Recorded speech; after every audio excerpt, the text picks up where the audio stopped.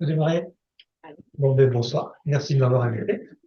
Je m'appelle Thierry Marmeux, je suis médecin à la retraite et le gros de ma carrière s'est passé dans le domaine des soins palliatifs. Donc, au début de ma carrière, j'ai été formé en médecine dans les années 70. Au début des années 80, j'ai fait de la recherche de santé publique sur les problèmes qu'allait poser le vieillissement démographique de la population.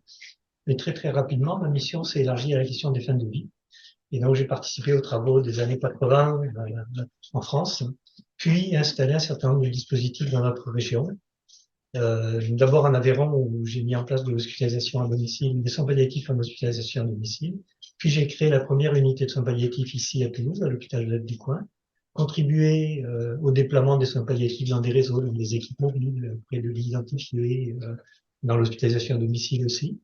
J'ai été aussi chargé d'organiser l'enseignement des soins palliatifs et de l'éthique pour les professions de santé, surtout les médecins, mais pas que. Voilà. Donc, mon propos d'aujourd'hui, c'est un petit peu de vous dire tout ce qui s'est passé et en quoi ça peut résonner avec vos préoccupations auprès des personnes qui font l'objet d'agressions, et notamment d'agressions sexuelles. Alors, je vais commencer par contextualiser un peu, parce qu'il s'est passé au XXe siècle quelque chose d'assez impressionnant. Donc, une des manifestations, c'est l'explosion de notre espérance de vie.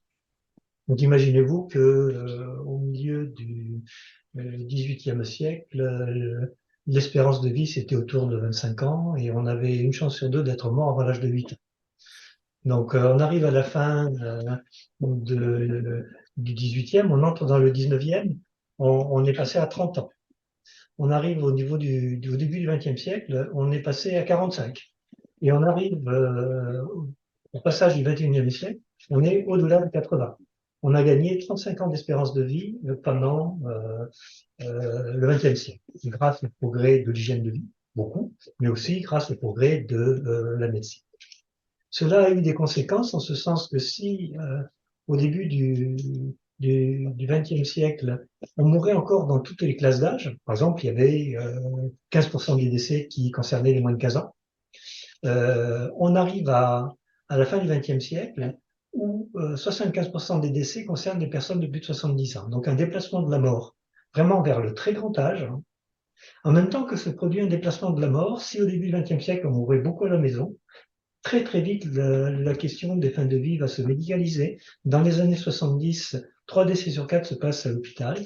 Et entre les années 70 et aujourd'hui, on a assisté à un nouveau lieu de déplacement de la mort dans les établissements médico-sociaux accueillant des personnes âgées ou des personnes handicapées.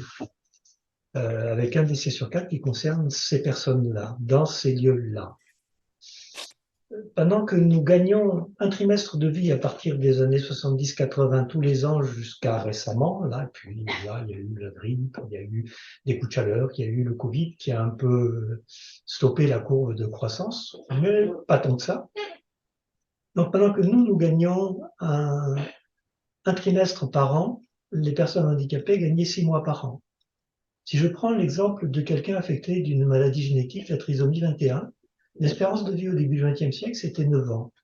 L'espérance de vie dans les années 90, c'était 50. L'espérance de vie aujourd'hui, c'est plus de 60. Autrement dit, ce qui s'est passé pendant le XXe siècle, c'est que on va vieillir, on va vivre plus longtemps et on va être affecté plus longtemps d'un certain nombre de problèmes de maladies chroniques, de problèmes de santé chroniques qui vont générer de la souffrance, qui vont générer de la difficulté, avec des difficultés de la prise en compte de toute cette souffrance, et avec en regard un système de formation des professionnels de santé qui a eu du mal à s'adapter. Aujourd'hui, les personnels qui travaillent dans les établissements médico-sociaux ont une culture de ce qu'il y a à faire pour ces populations-là particulièrement basse. C'est pas forcément génialement mieux dans le système hospitalier, c'est pas forcément génialement mieux dans le champ du domicile. Si je vous parle des connaissances en matière de soins palliatifs, on estime actuellement qu'il y a à peu près un quart des soignants qui sont correctement formés. D'où les difficultés que cela peut générer.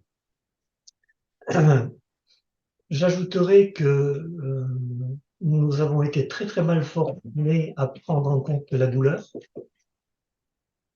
Si je vous témoigne de mon expérience personnelle, jeune médecin, quand j'utilisais 100 mg de morphine, j'avais l'impression que j'allais tuer le patient. Voilà, quelques 10 ans plus tard, je fais mes premiers voyages en Angleterre. Le premier patient que je rencontre en Angleterre, il a un cancer du pancréas. Et lorsque s'envahit le système nerveux à proximité, ça fait horriblement mal.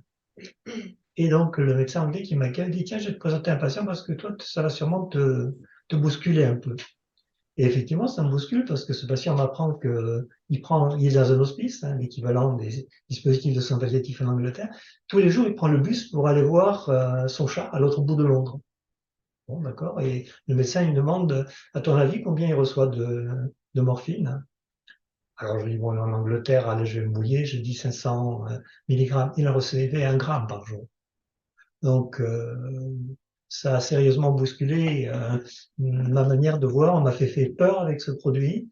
Donc, à partir de là, je me suis un peu lâché. Ce qui n'a pas été sans poser quelques problèmes, parce qu'en Aveyron, quand j'ai commencé à me lâcher, je participais à une consultation de la douleur. J'avais des patients en fin de vie. Donc, 6 mois plus tard, le Conseil de l'ordre m'a convoqué en se demandant si j'étais pas devenu un dealer. Bon, il a fallu faire un peu de travail explicatif que malgré tous nos combats, malgré tous les efforts qu'on a essayé de faire pour former correctement les médecins à la prise en charge de la douleur, on a 30 heures pour les former à ça, pendant 10 ans d'études. Le résultat, c'est qu'on n'est pas bon encore. Mais on essaie de compenser le dispositif en ayant mis en place des dispositifs, des consultations de la douleur chronique, des centres d'évaluation et traitement de la douleur, des réseaux avec des personnels formés à ça, hein, pour monter un petit peu le niveau, mais on a encore beaucoup de travail à faire. Lorsque on est dans les années où je fais mes études, c'est aussi le moment où, sur le plan sociologique, anthropologique, il se passe un truc étrange, qui n'est pas sans lien avec le fait qu'on a quitté les organisations traditionnelles rurales avec des choses bien en place, notamment pour accompagner les gens en fin de vie, pour se retrouver en ville où on trouve du travail, et en effaçant très très vite ce qu'il fallait faire à ce moment-là. Et les historiens comme Michel Vauvel ou Philippe Ariès, des anthropologues comme Louis Saint Thomas, vont dire qu'on est rentré dans la période de la mort interdite, de la mort escamotée. On a du mal à en parler, on a du mal à en échapper. On le cache aux enfants, on n'en parle pas trop entre nous. La cérémonie de travail se fait dans des réunions de famille intimes, on n'en parle pas tant que ça. Ça va pas durer très très longtemps, mais il y avoir ce passage-là. Et en même temps, les progrès de la médecine sont tels, et notamment de la réanimation, qu'on est capable de maintenir en vie durablement des personnes qui, cliniquement, si on veut bien entendre que ce qui fait aujourd'hui la définition de la mort, c'est la mort cérébrale, leur cerveau est détruit, mais on peut les maintenir durablement. Un des épisodes récents, une jeune femme enceinte fait une encéphalopathie herpétique qui lui détruit son cerveau. Le mari et les parents demandent est-ce qu'on ne pouvait pas le maintenir en vie pour que l'enfant naisse. Et donc, elle a été réanimée pendant 5 mois jusqu'à ce qu'on puisse faire une césarienne, extraire un enfant qui va parfaitement bien, mais qui a été porté par une morte pendant 5 mois.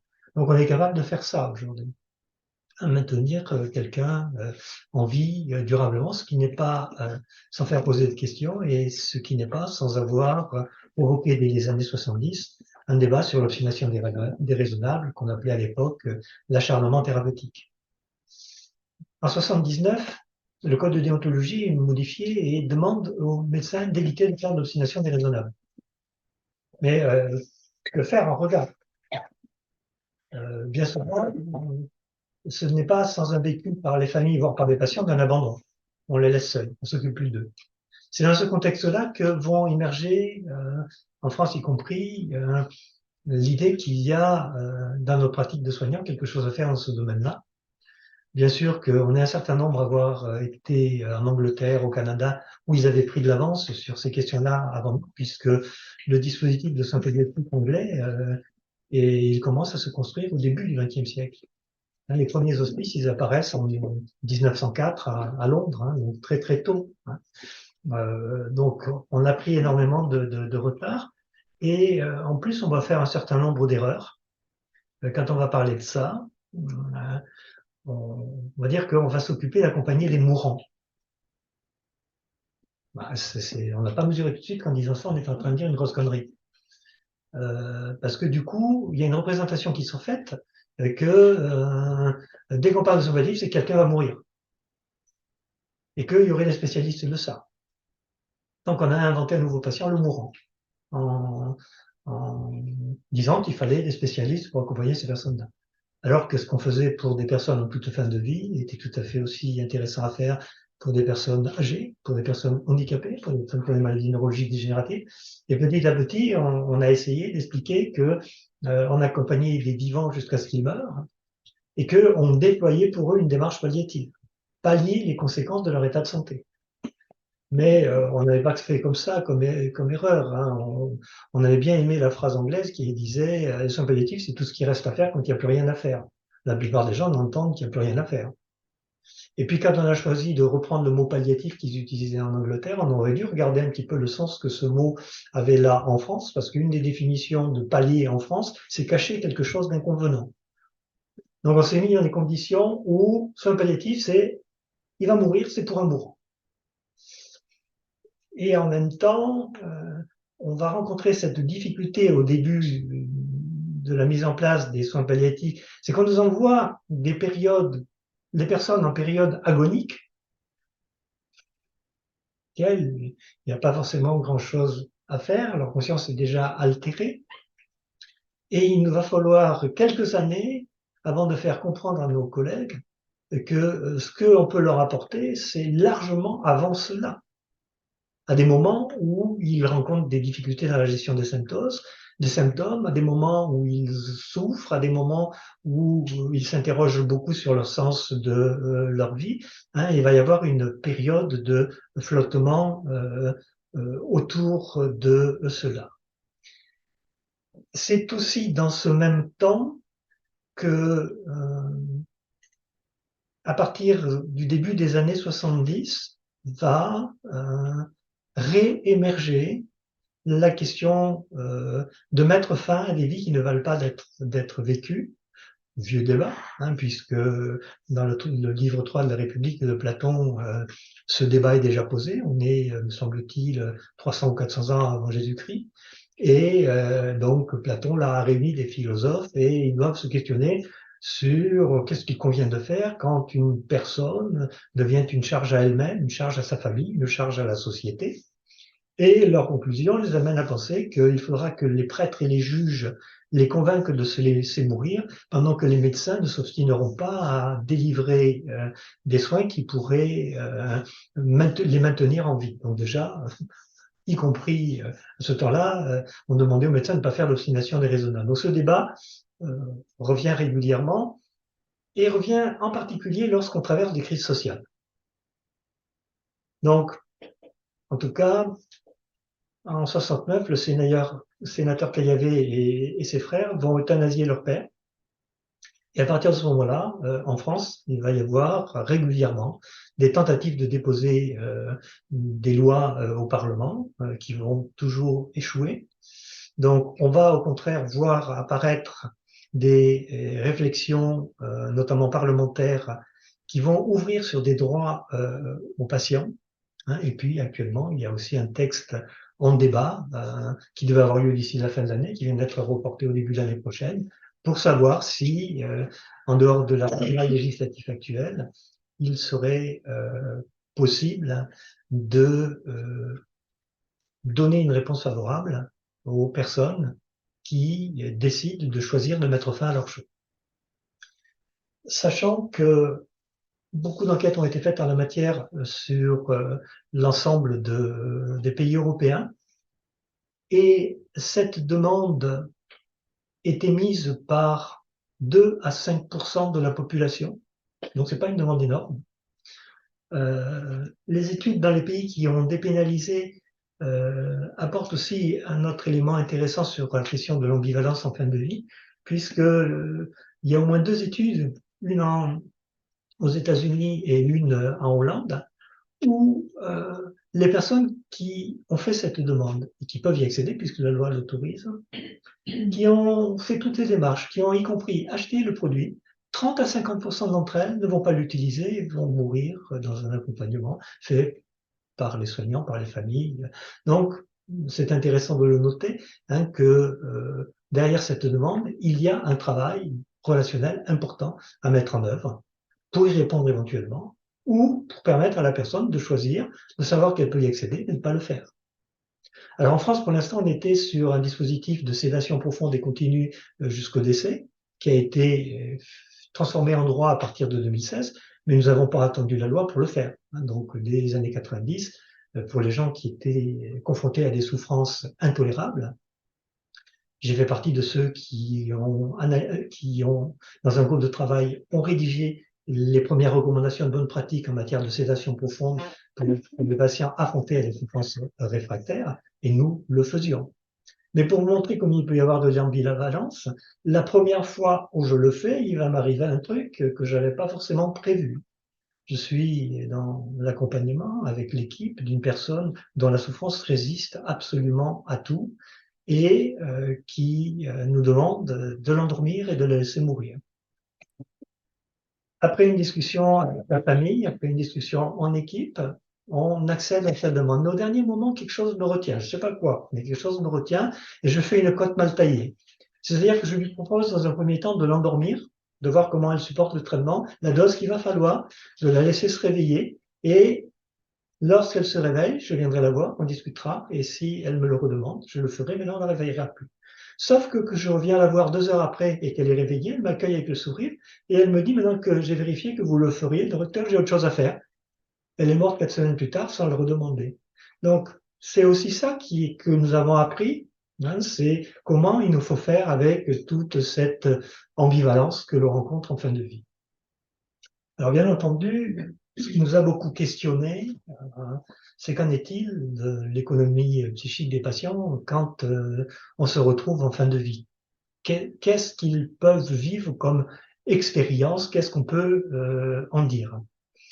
À l'époque, il y avait une psychiatre qui s'appelle Elisabeth Kubler-Ross, je ne sais pas si vous avez entendu parler d'elle. Donc, psychiatre suisse, hein, qui, alors qu'elle finissait sa formation de psychiatre, a fait partie des premiers médecins psychiatres qui sont entrés dans les camps de concentration en Allemagne, notamment là où il y avait des enfants. Et donc ensuite, elle s'est exilée aux États-Unis et un jour, des étudiants en théologie viennent la voir et lui demandent est-ce que vous pouvez nous expliquer quelles étapes psychologiques sont présentes chez des personnes qui arrivent en fin de vie. Elle s'était jamais posé la question, elle va faire des recherches, elle trouve rien là-dessus, et à partir de là, sa carrière va être complètement orientée vers l'idée qu'elle va passer le reste de sa carrière professionnelle à être à l'écoute et présent à des personnes en fin de vie. Et à partir de là, elle va nous expliquer qu'une personne en fin de vie passe par des stades. Alors ça va être pris au sens littéral, comme s'il y avait une succession de stades, une phase de déni, une phase de colère, une phase de dépression, une phase de dépression et une phase de consentement. Alors dépression, erreur de traduction. Hein, donc en fait, dans ses ouvrages en anglais, elle parlait de tristesse. Autrement dit, elle nous proposait l'idée que chez des personnes en fin de vie, on allait rencontrer tout ça, mais c'est un joyeux mélange d'émotions, de mécanismes défensifs, voire de mécanismes adaptatifs. N'empêche que nous avons été attentifs à ces propos, d'autant que quand on était à ses côtés, qu'on l'a regardé fonctionner auprès des patients en fin de vie, moi, ce qui m'a le plus impressionné, c'était ses capacités d'écoute, ses capacités à être là, ses capacités, le moment venu, de faire ce petit rien qui va refaire tomber l'angoisse. Hein. Donc, ce qui m'avait frappé, C'est cette histoire où elle est aux côtés d'un enfant qui est en train de mourir. Là, à l'époque, pour l'oxygénothérapie, on le mettait sous des tentes à oxygène. Et cet enfant lui formule qu'il panique à l'idée que ça pourrait prendre feu. Et Elisabeth Kubler-Ross va dire, est-ce que ça te rassurerait si je te prenais dans les bras? Et elle a pris dans les bras cet enfant, s'est calmé, s'est apaisé. Et 40 ans plus tard, j'entre dans la chambre d'une patiente, une jeune patiente qui est en train de mourir d'un cancer du poumon, qui est en détresse respiratoire. Et il y a à ses côtés une infirmière, une soignante complètement désemparée parce qu'elle est là, elle s'assied, elle se couche, elle est toute bleue, là, elle va franchement pas bien, elle ne trouve pas son souffle. Et d'où ça me vient, probablement d'Elisabeth Kubler-Ross, mais je lui propose de la prendre dans les bras.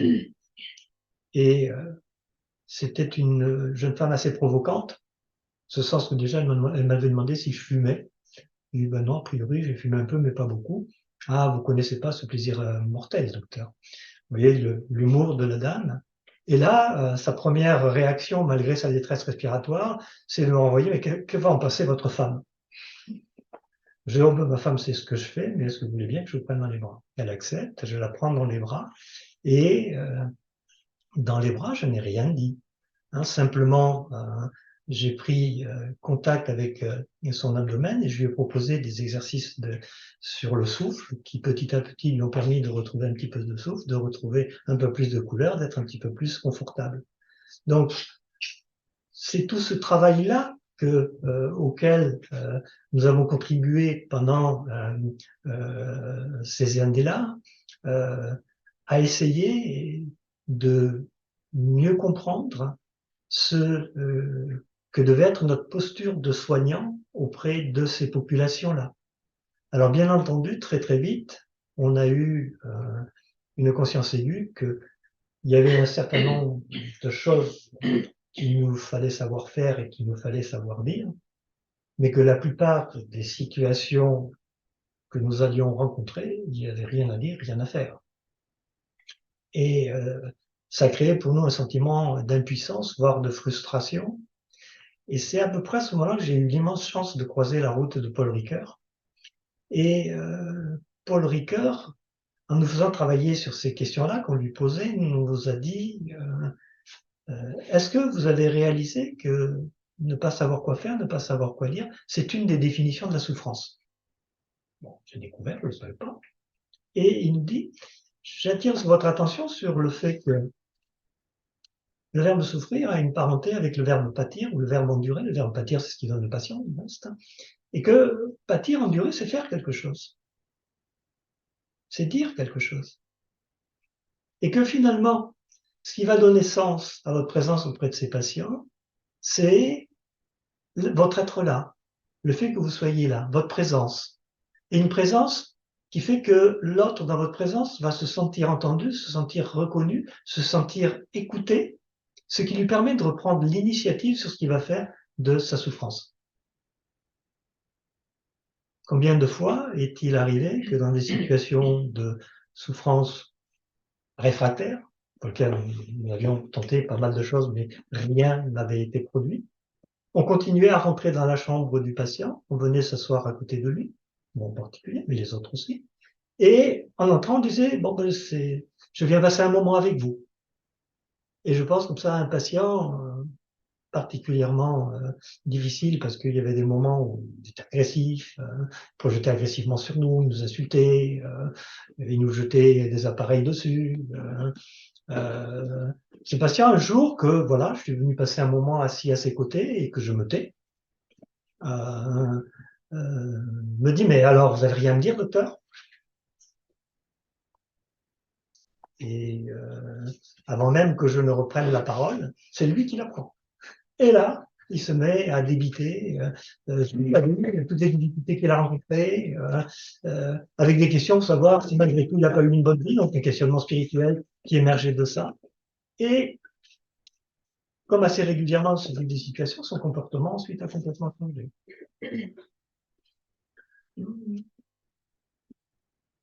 Alors, ce qui concerne le sujet qui vous préoccupe,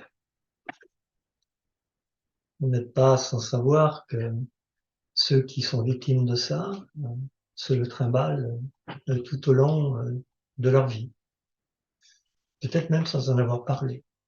Et là aussi, je voudrais vous témoigner ici d'une situation comme ça. Nous avions accueilli une vieille dame qui avait demandé elle-même à venir sur l'unité de soins palliatifs et qui était dans une souffrance psychosociale majeure dont elle n'arrivait pas à parler. Hein, chacun d'entre nous, la psychologue, les médecins, les infirmières, tout le monde, les bénévoles, tout le monde était venu passer du temps à ses côtés sans la forcer à prendre la parole, mais en l'invitant à la prendre si elle le voulait bien. Hein, donc, jusqu'au jour où c'est tombé sur moi. Et cette dame, qui avait 96 ans, va prendre la parole à un moment donné en me disant, je suis impressionné par le fait que vous soyez aussi attentif à moi. Alors, docteur, j'ai choisi de prendre la parole. Vous êtes le premier à qui je vais le dire. À l'âge de 11 ans, j'ai été violé pendant plusieurs années par mon beau-père et jamais pu en parler à personne. Et c'est sorti là, à ce moment-là.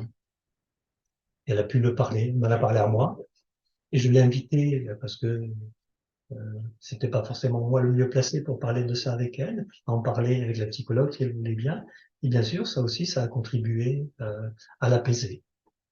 Alors voilà, je vais peut-être en rester là sur le mode introductif, pour que maintenant on entre plus volontiers dans un dialogue avec vous.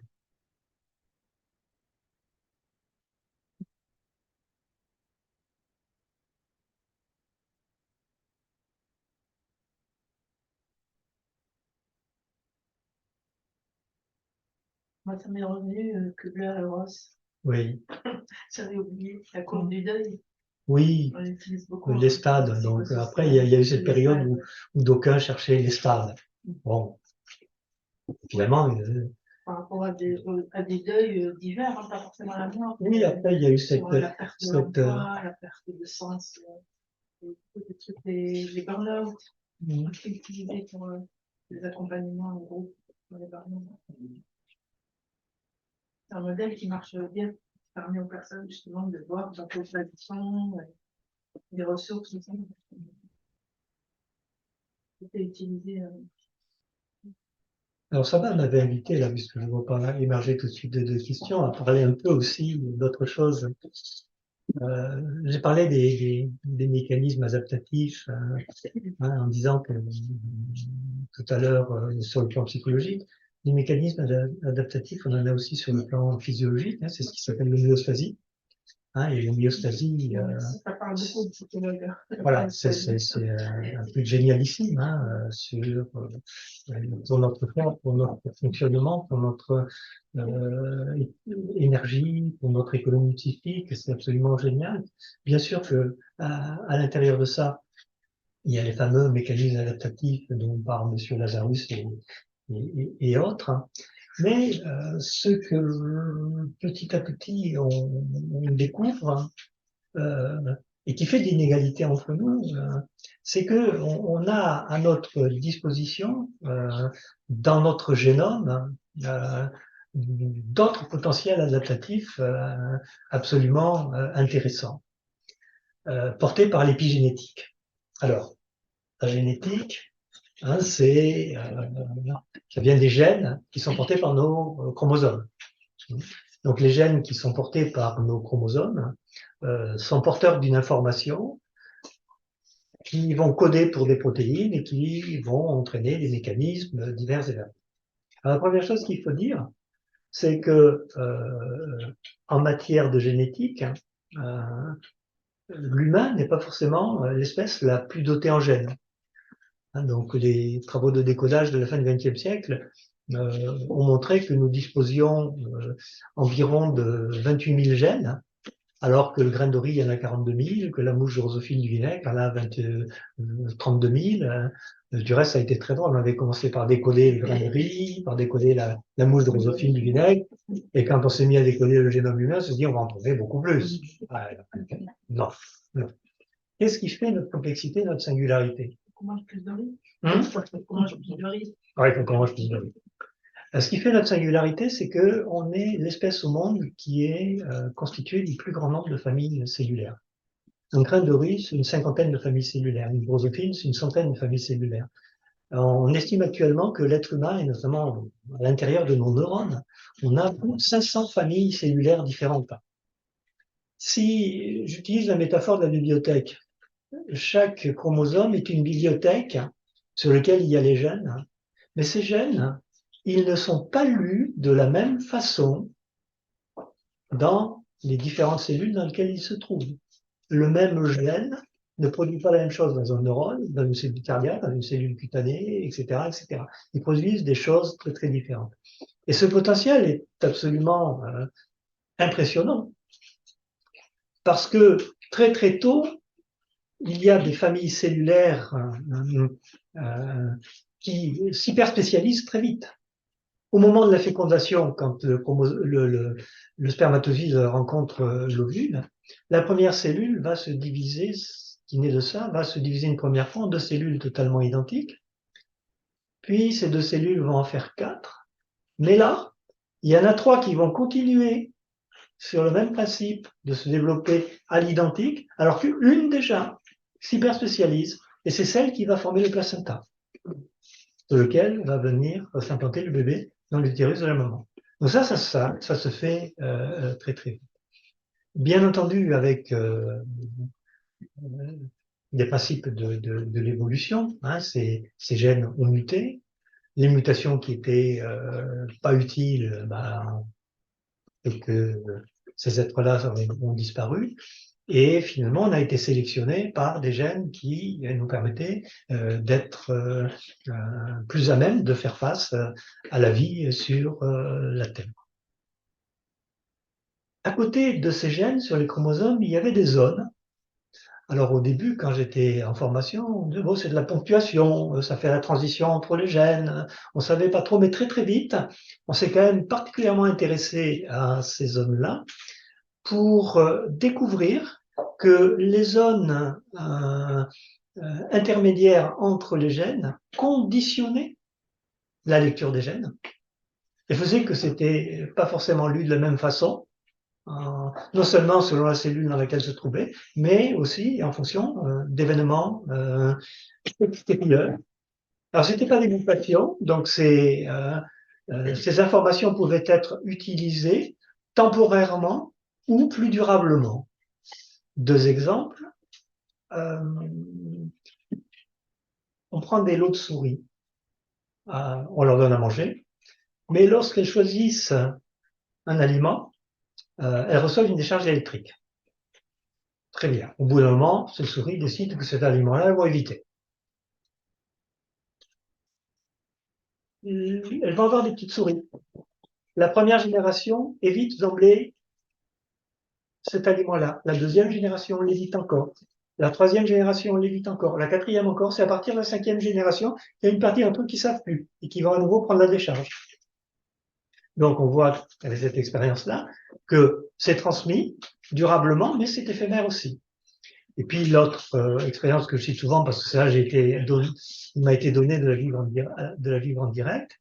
Donc ça se passe à La Réunion, il y a une vingtaine d'années, je vais enseigner là-bas, et je vais visiter un arboretum dans lequel ils ont planté tous les arbres qui n'existent qu'à La Réunion, endémiques.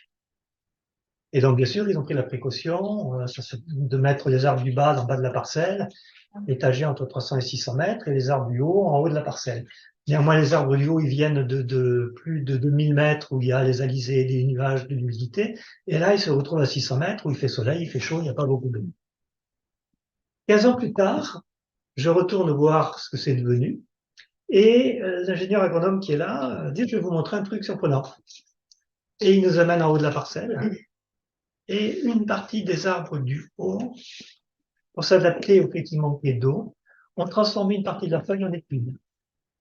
Parce qu'une épine, pour condenser l'eau, la faire couler le long de l'écorce et la mener aux racines, c'est beaucoup plus efficace que les feuilles qui vont lâcher l'eau n'importe où. Et ils ont fait ça en 15 ans, tout seuls. Ça veut dire quelque part, ils avaient l'information pour le faire. Et c'était pas sur les gènes. C'était porté autrement. Bon, il y a plein d'expériences de ce type-là. Et dans les travaux récents sur l'épigénétique, il semblerait que nous soyons porteurs d'informations sur notre génome qui ont été mises là par les 14 générations qui nous précèdent. Autrement dit, on a là un potentiel assez étonnant qui peut être mobilisé pour faire face à des situations improbables.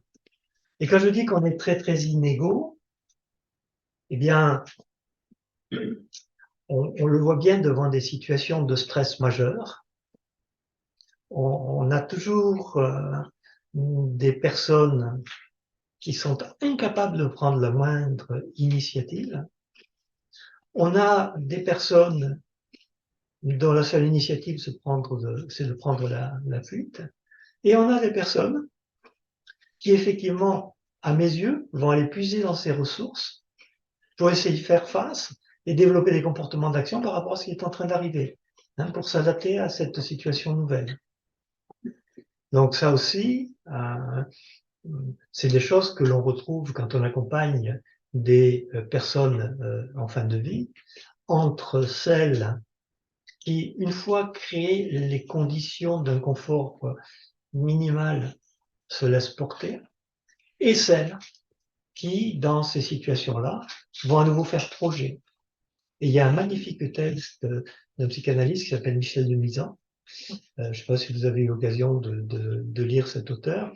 Il a écrit comme ça un petit ouvrage, un petit texte qui s'appelle Le travail de trépas, où il décrit ça. Ce texte, il doit dater de 96 et ça éclairait parfaitement ce genre de choses.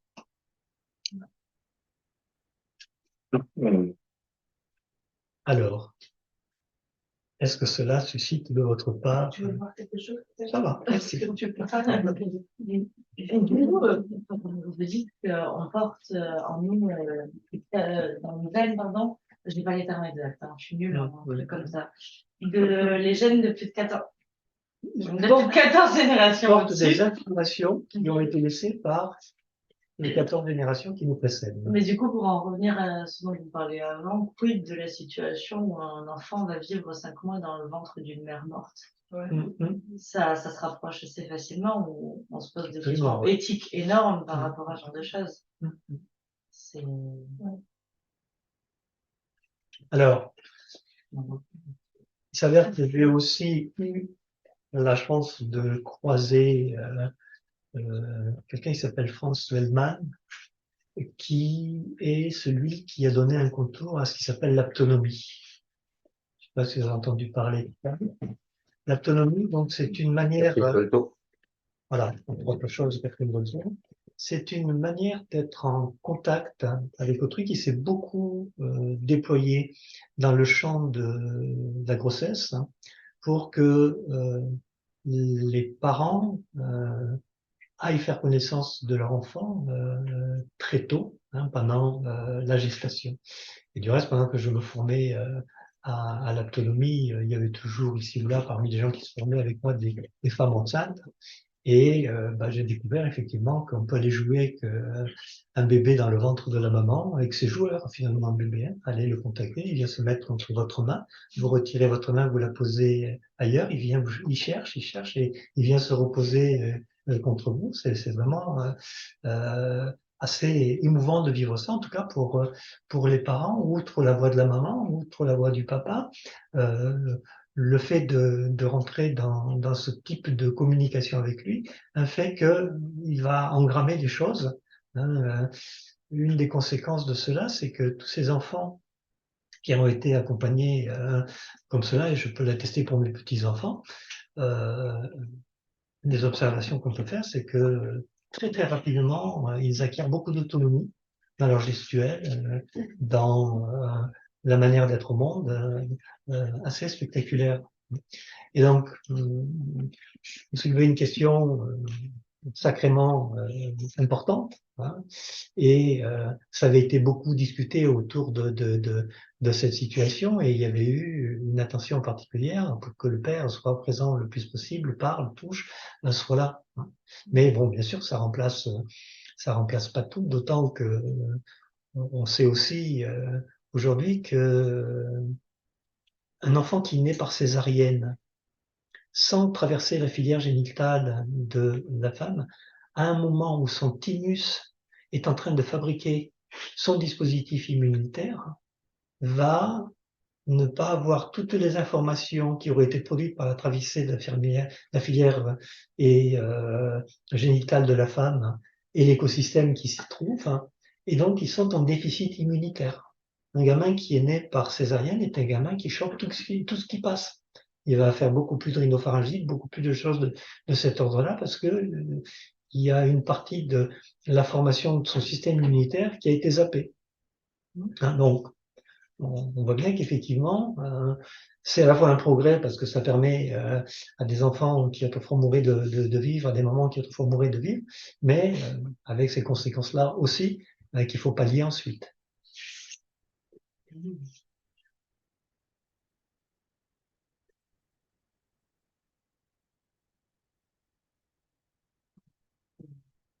Dans l'autonomie, vous faites référence à quelque chose qui existe aussi dans les récits que vous avez faits, de prendre dans les bras l'expérience du toucher, même dans des phases, on va dire, dépressives.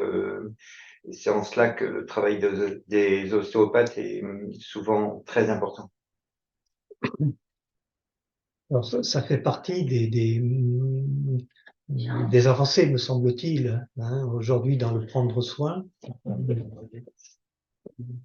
d'avoir développé toutes ces approches, hein, parce que si on y regarde bien, ce qui est spectaculaire dans notre corps, c'est que nous disposons des moyens de se faire du bien et nous disposons des moyens de se faire du mal.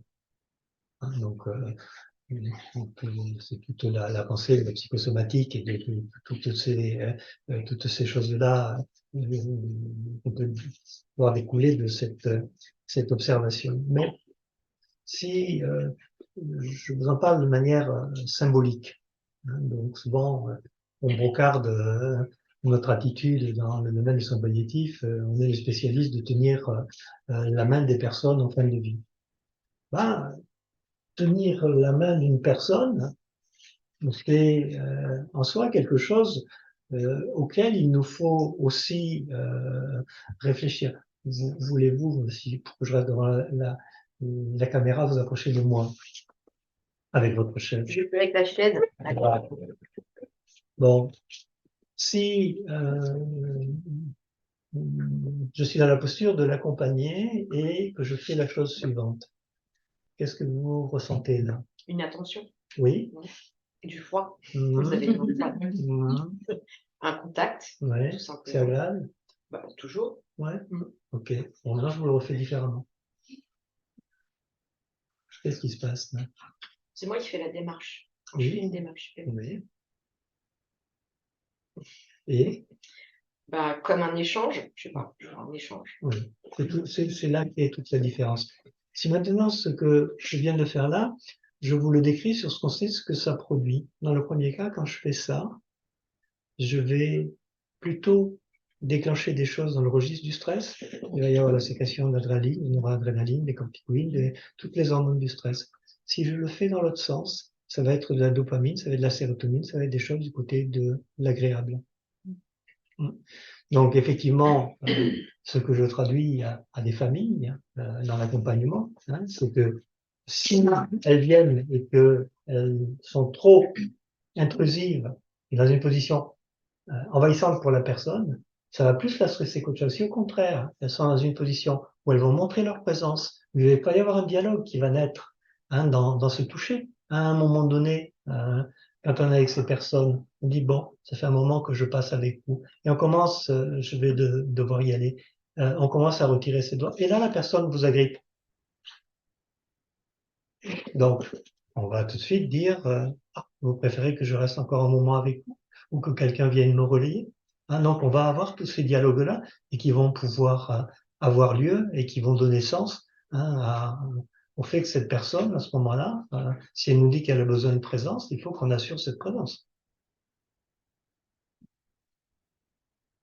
C'est-à-dire qu'il y a aussi, c'est quelque chose qu'on apprend en ostéopathie aussi, de toucher l'ostéopathie. C'est-à-dire qu'il y a une possibilité, quelle que soit la posture, d'émettre par la main ou de recevoir. Et ça, c'est quelque chose qui se travaille, qui est nécessaire dans le travail ostéopathique. Mm. Il n'y a pas que, on va dire, la forme de la gestuelle. Les ostéopathes ont effectivement développé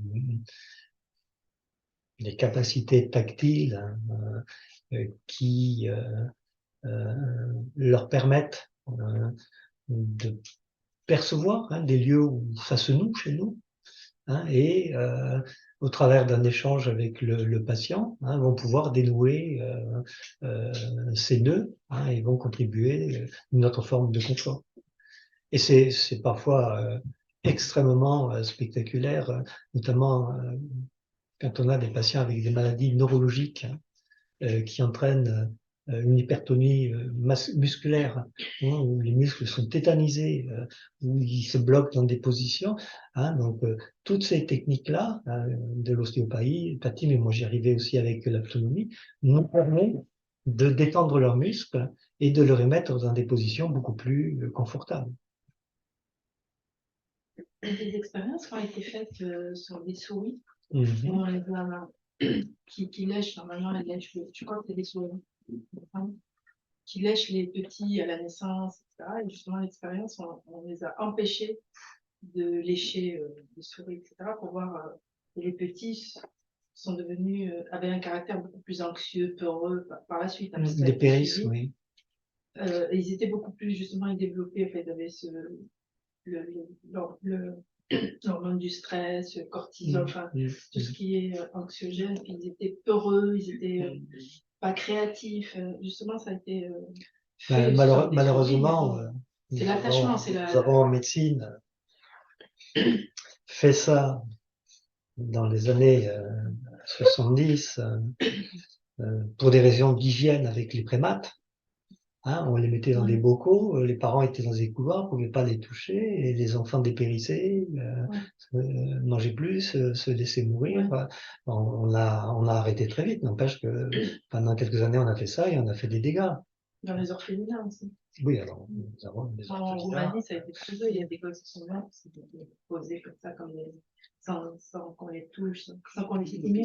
Si aujourd'hui on réintroduit dans la discussion ce que l'on peut faire avec les IRM métaboliques, c'est quand même assez impressionnant de voir on met dans un tunnel d'IRM quelqu'un à qui on fait sentir une odeur, et la quasi-totalité du système nerveux, que ce soit à l'intérieur du crâne mais aussi dans l'abdomen, s'active quand on sent une odeur.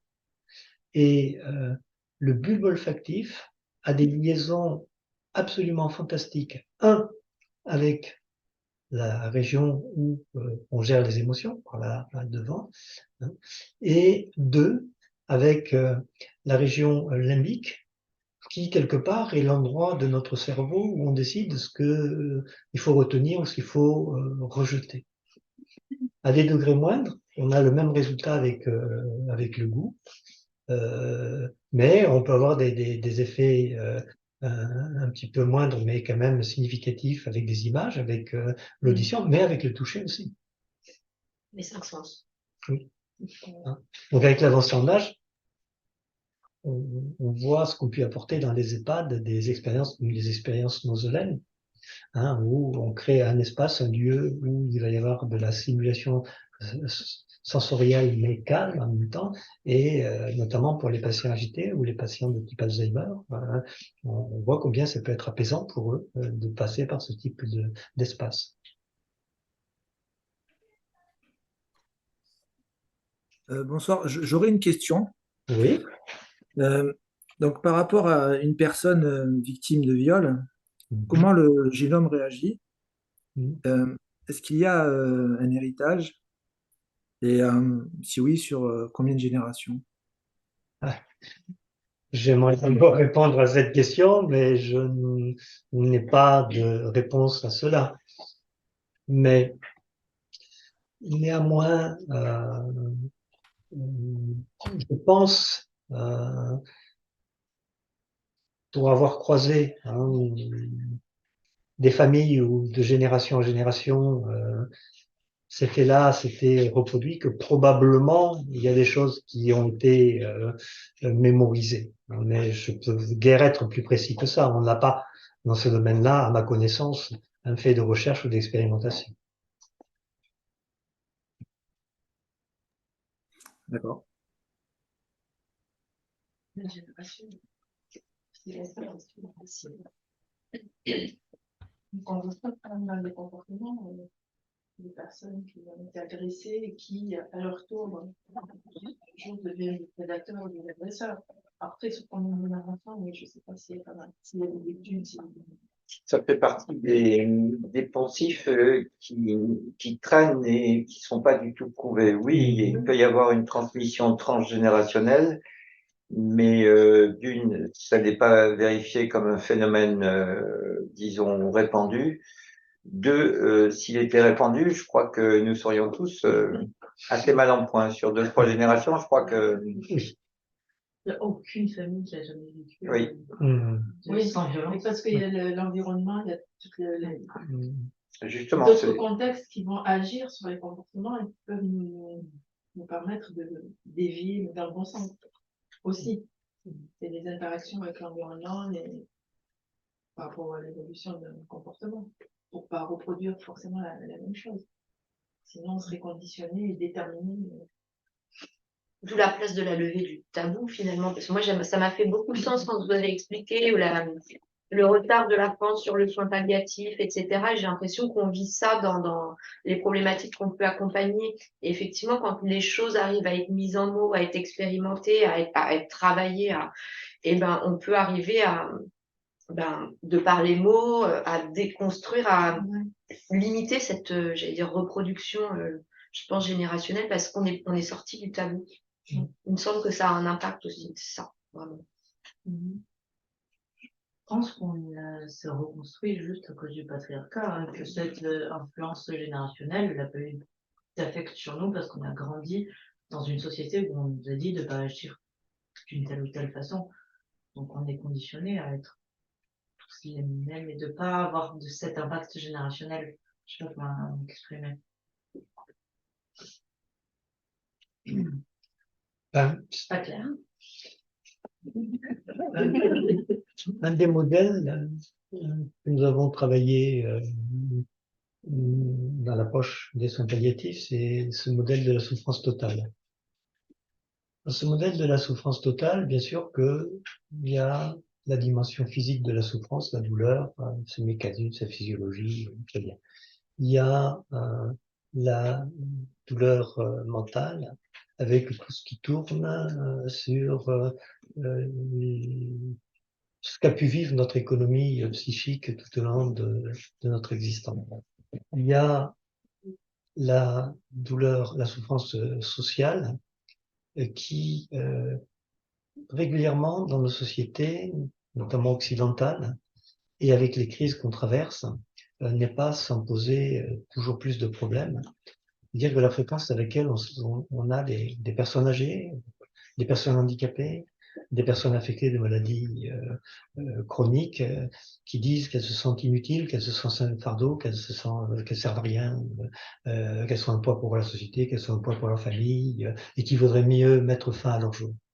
Et pour avoir travaillé sur cette question-là avec beaucoup de patients en fin de vie, ils disent que le plus difficile, c'est le regard qu'on porte sur nous et le regard que notre famille porte sur nous. Il y a là une chambre de souffrance de particulier. Bien sûr, il y a aussi la dimension spirituelle avec le sens qu'on attribue à l'expérience qu'on a traversée, l'expérience de sa vie, l'expérience de la maladie, l'expérience de la douleur, avec toutes ces questions, pourquoi ça m'arrive à moi, qu'est-ce que j'ai fait pour que m'arrive une telle chose, etc. Bon, ça, c'est les bases classiques.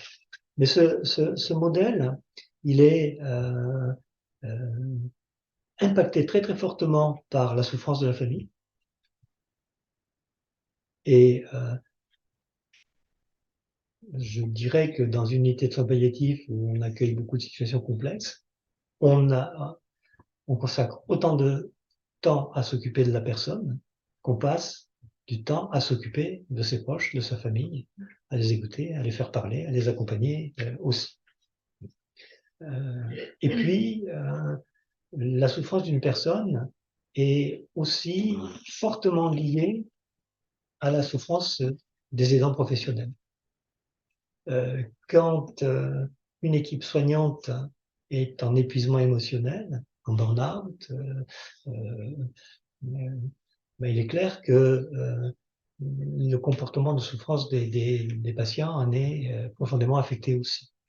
Donc, une fois qu'on a dit ça, et pour prolonger votre propos, c'est que quoi qu'il arrive, il me paraît important d'assurer à ces personnes un lieu où elles vont être reçues et accompagnées avec écoute, avec sollicitude, et se sentiront comprises, entendues et pas jugées.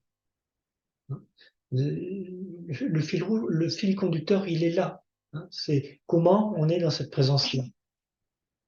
Ah, pour vous faire rigoler, une de mes histoires de chasse préférées, je viens de passer un long moment auprès d'un vieux monsieur qui m'a parlé de sa vie, de sa souffrance, de ses difficultés, etc. Puis, bon, je sors de la chambre, il y a une infirmière qui me succède pour aller lui délivrer un soin, et elle sort pliée de rire. Je dis, mais qu'est-ce qui t'arrive? Vous savez pas ce qu'il m'a dit, le patient?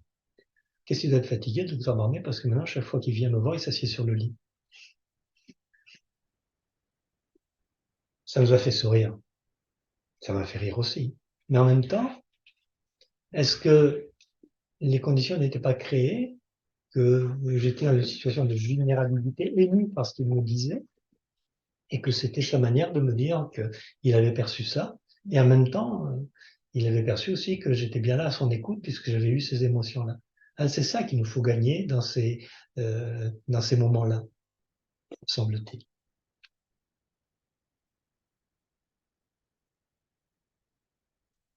Il y a deux choses, il y a l'effet vicariat et l'empathie. Ce que ça renvoie, enfin, prendre sur soi l'émotion, des choses difficiles. Bon, au bout d'un moment, ça peut être effectivement très affecté par des situations.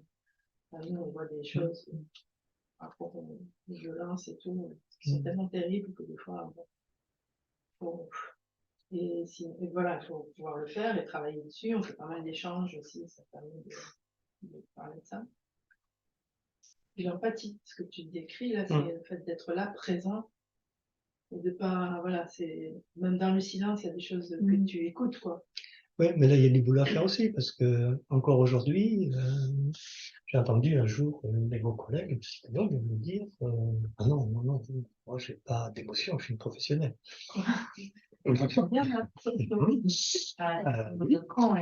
Bon.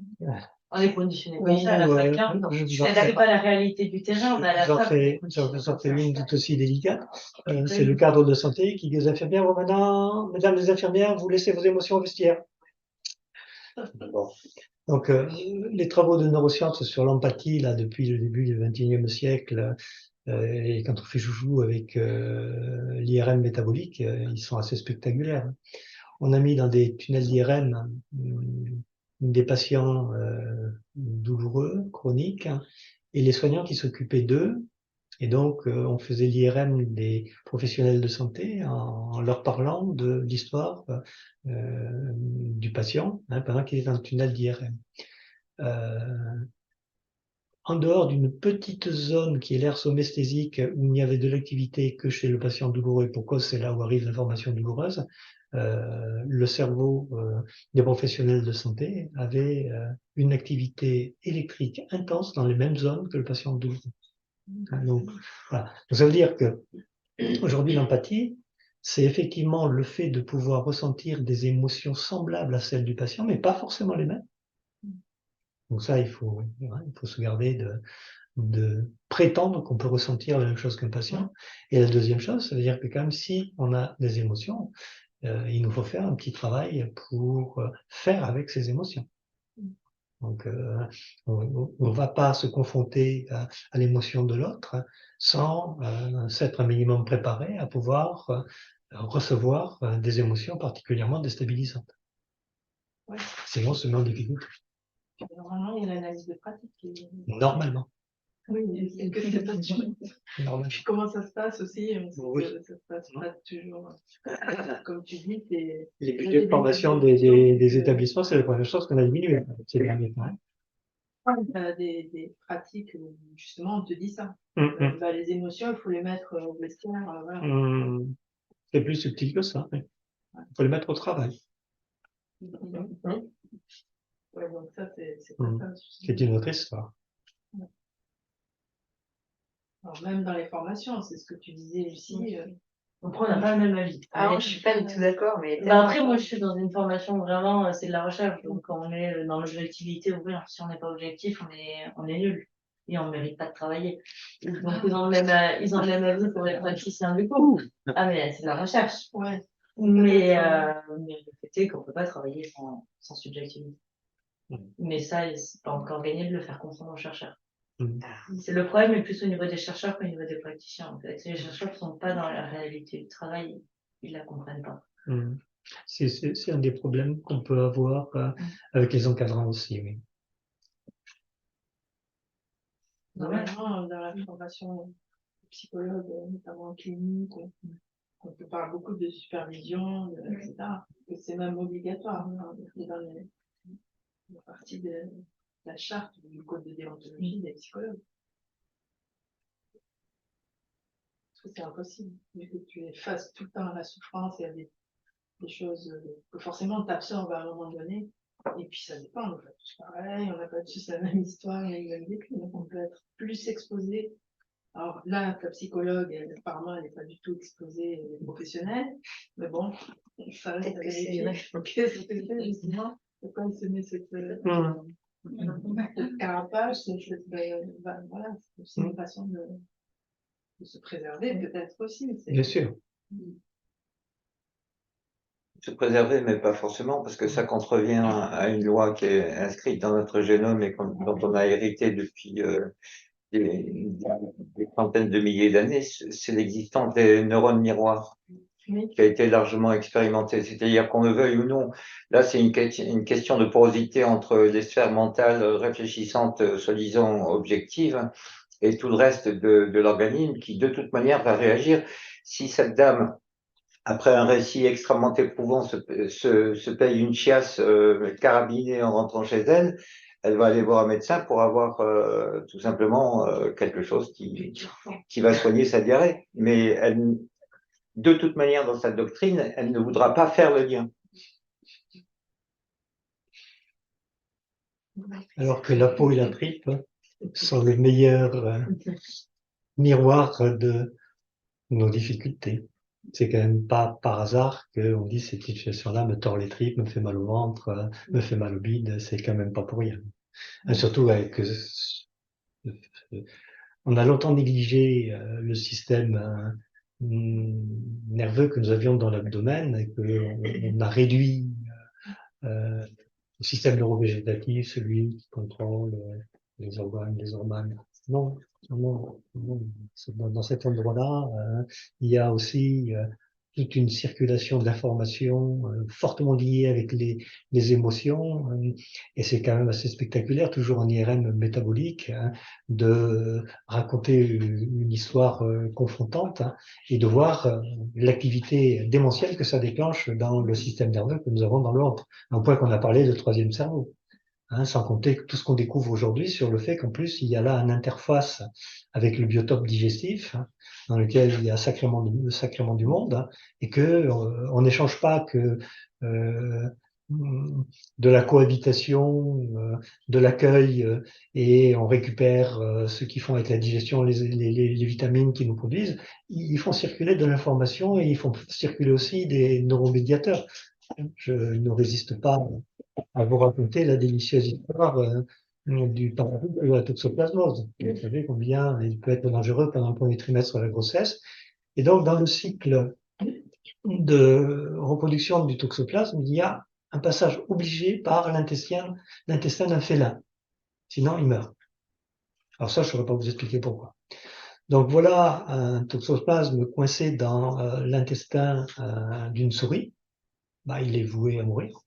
Sauf qu'effectivement, il va libérer une petite molécule qui va passer dans le sang de la souris, atteindre son cerveau.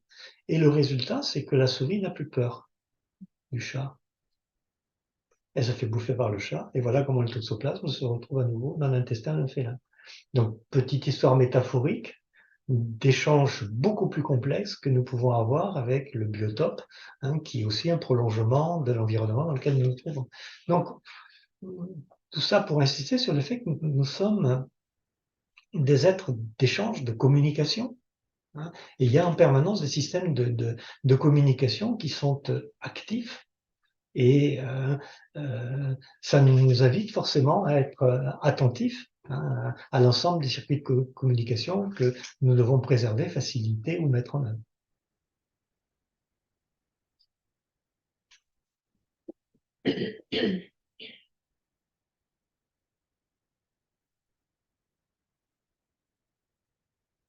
Des questions? Cédric, pas de questions? Non, pas de question. Ta voix est apparue comme un fantôme tout à l'heure. Ça a fait sursauter. Ah oui, désolé. Non.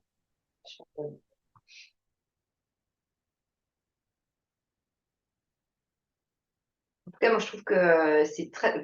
Enfin, faut que vous parliez tous les deux parce qu'il y a vraiment beaucoup de choses qui font sens dans ce que vous exprimez et dans toutes les formations que Hillel peut nous faire et dans la pratique aussi qui a été mise en place dans le fonctionnement du CAVAX en rapport justement avec l'essence, avec l'approche métaphorique dans votre manière de vous exprimer. On la voit beaucoup et l'impact que ça peut avoir sur les personnes qu'on accompagne. Je trouve que c'était intéressant de vous écouter et de mettre en lien avec nous ce qu'on peut pratiquer au sein de l'association, vraiment.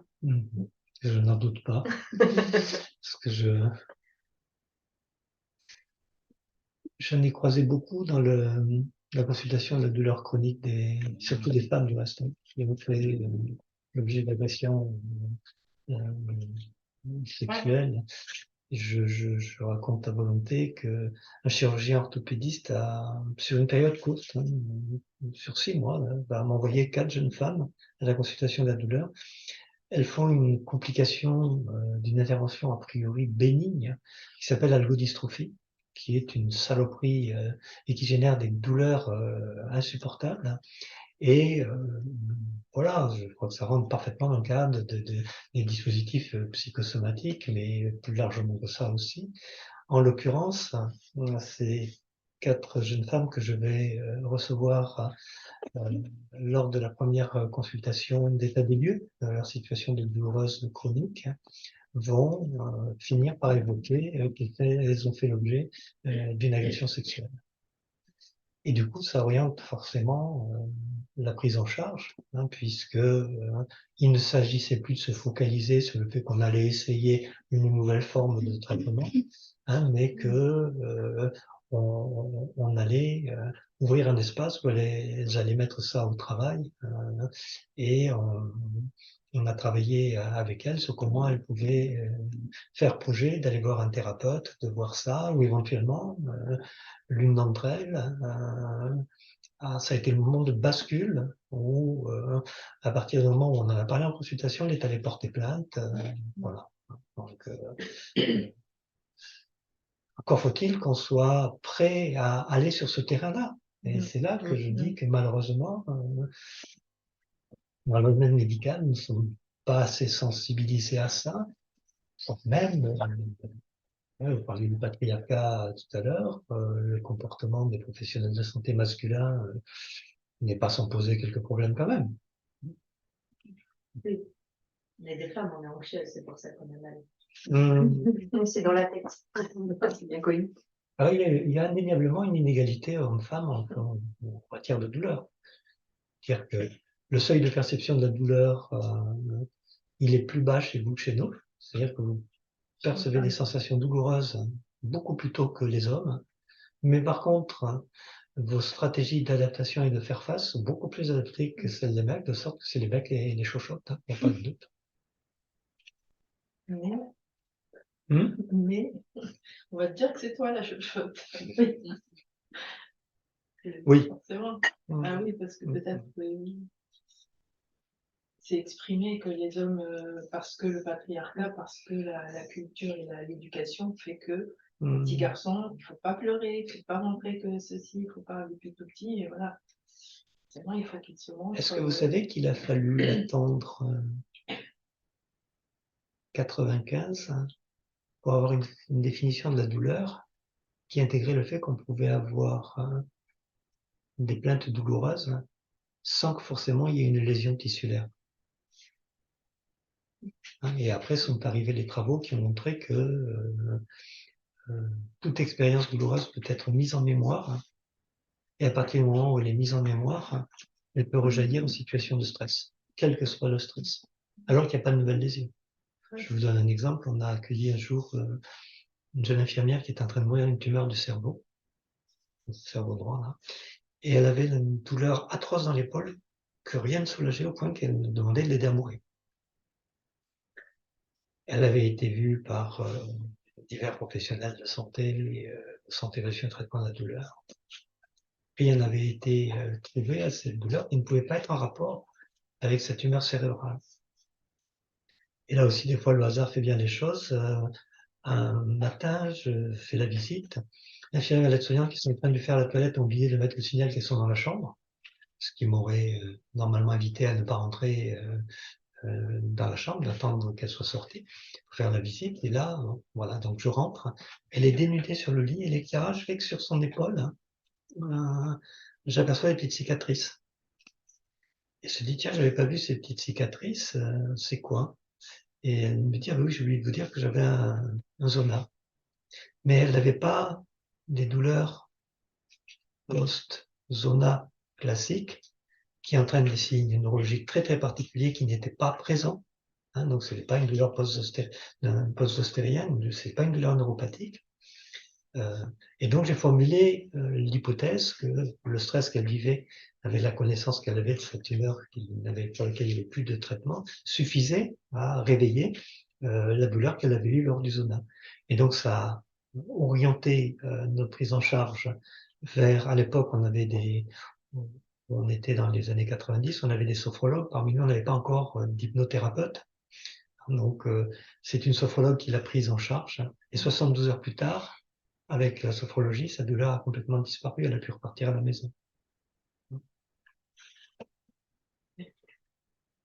Elle avait toujours une tumeur quand même. Ah oui. On est passé de la situation où elle demandait à mourir à la situation où elle a fait projet de rentrer mourir à la maison parmi les siens. Et donc on a tout mis en œuvre pour qu'elle sorte en hospitalisation à domicile avec un dispositif pour que ça se passe bien. D'accord. Elle a changé de posture par rapport à quand elle est rentrée. Ça n'enlevait rien au fait qu'il lui restait pas beaucoup de temps à vivre. Je crois qu'elle est décédée 15 jours après. Ouais, mais l'impact de la douleur, et puis ses a proches, changé. ses proches ont pu la repartir en fait, entre guillemets. Oui, parce qu'après, elle avait une sacrée force de caractère. Donc, demander de rentrer à la maison, j'ai vu le mari pas lire quand elle a demandé ça. Mais bon, oui, ça s'est bien passé.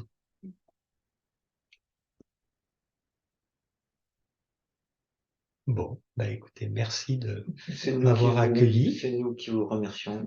Et j'ai toujours plaisir à partager ça parce que il faut continuer à faire tâche d'huile. Oui, c'est plein d'enseignements humains. Et puis surtout, moi je suis assez admiratif aussi de ce que vous faites dans votre association, donc je l'ai découvert. Continuez surtout.